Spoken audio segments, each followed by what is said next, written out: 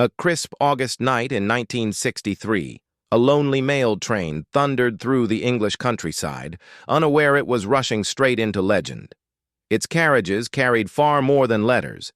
Inside lay the equivalent of tens of millions of pounds in banknotes, money marked for destruction, as good as untraceable treasure. And waiting in the darkness ahead was a gang that knew it. The signal at Bridego Bridge flickered from green to red, impossible for any driver to ignore.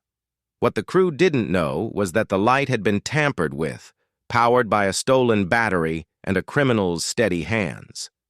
As the train eased to a halt, shadows closed in. Within seconds, the driver was struck, the door forced, and the Royal Mail's pride was being uncoupled from its own locomotive.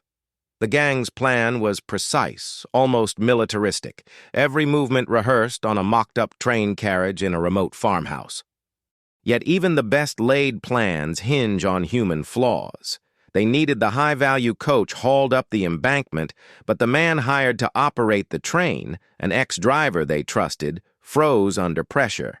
The gang had to improvise, wrestle with gears, and brute force the coach into position. What was meant to take minutes dragged on, and the tension among them was sharp enough to cut. Still, when the sacks were hauled off and their truck sped into the night, they believed they'd pulled off the perfect crime. No guns fired, no lives lost, just a disappearing fortune and a stunned nation waking to the headlines. But hubris is its own informant.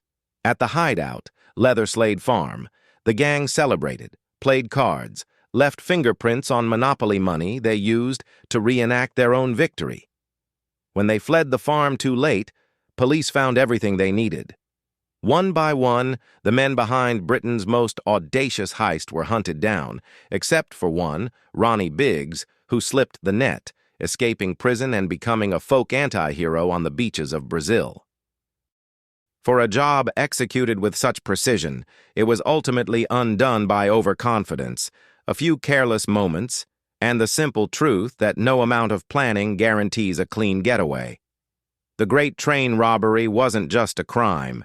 It became a cautionary tale of ambition, brilliance, and the inevitable unraveling that follows a haul too big to stay hidden.